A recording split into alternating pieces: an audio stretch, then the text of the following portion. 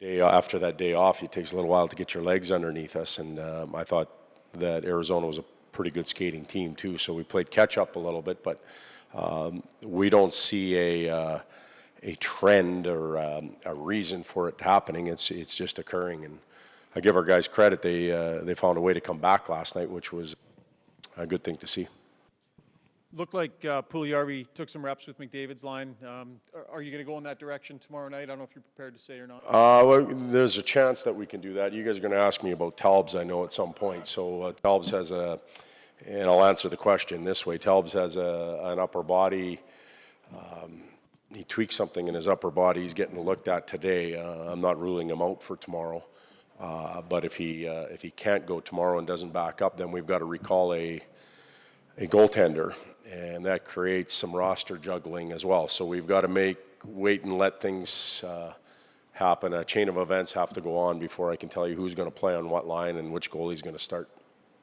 Leads me to my next question about the right side on McDavid's line, and you've platooned a few different players in and out of there. In an ideal world, you find the right fit and you never have to change it, or are you sort of... Well, in my mind, there is a great fit there. They played together for a lot of games last year and produced a ton of points. And that's obviously Leon. They have a connection, and they understand how each other plays. They complement each other quite well, size and strength and vision with the speed and the pace. Both have the ability to finish. But right now we're trying to win some games and spread it out a little bit. So Leon plays in the middle, and we're back to additioning up there on the right side.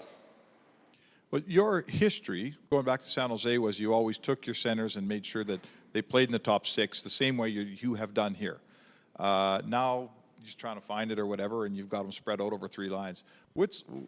Why your history? Did you learn that from someone? Why does Todd McLellan want to have his guys in the top six the way you have? Well, I think for a few reasons. One, those top six tend, and they do, it's not even 10, they play a lot more minutes than the third and fourth line players do. So you want your best players on the ice as much as you can. Secondarily is that when you're the low forward in your zone defending, it takes a lot of energy, and it zaps you fairly quick, so you're not allowed to go on offense as much as you might like to.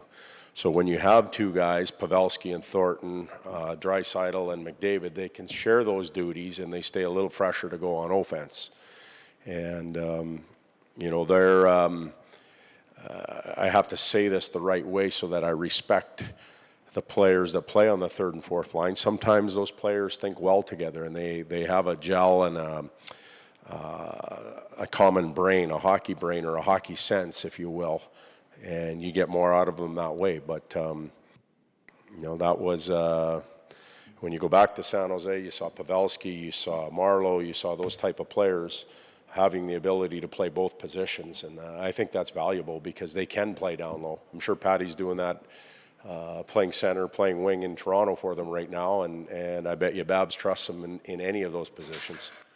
Todd, also looked like you switched up your power play units, and in the dark blue, Jujhar Khaira was on the top one.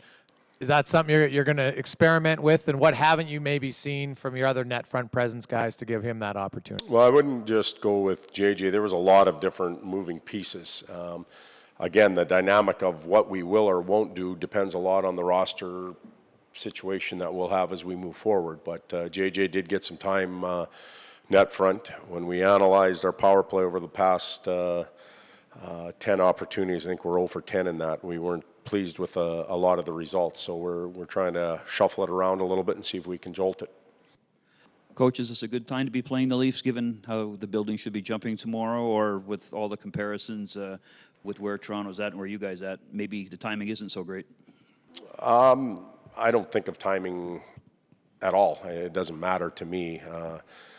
You play 82 games, you play every team minimum of 2 times. You like to get teams when they're struggling and they're injured, but you don't get to sit in the summer and say, this would be that day that we want this team or that team. They're a very good hockey club. They're playing with confidence. They have the ability to win a lot of different ways, and that'll be a real good, tough test for us tomorrow, and we know that's coming. Todd, back to quickly to Ryan's question, just to follow up a little bit. When you have Leon away from Connor, does he think or approach his role or his job any differently? What do you see there? I don't believe he does.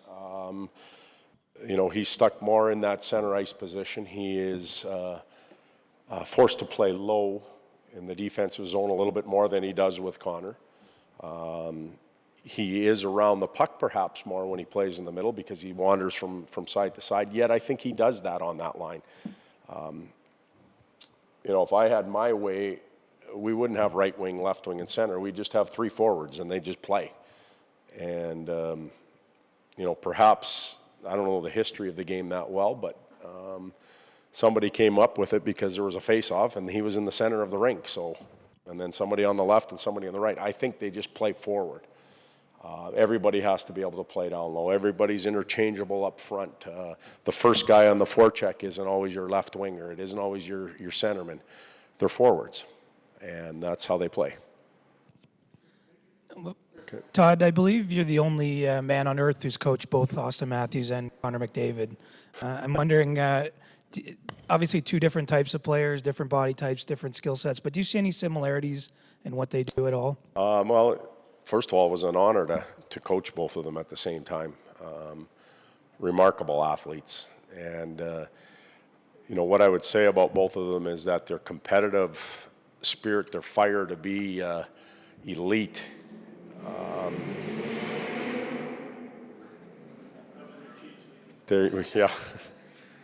their competitive spirit and their fire to be elite is exceptional. And I think that we knew Connor obviously had that in him, and Austin in that short month that we had him there, you could see it just oozing out of him, and he wanted to play as one of the top guys. What was interesting about him is he started as the extra forward, in our opinion. Nobody really knew him, and by the time we were into the tournament, he was playing with Scheifele and McDavid on the top line. So that tells you a lot about how quick he can have an impact on a coaching staff or a group of young players. And both of them have that spirit. They both want to be the best. They make other players better. Okay.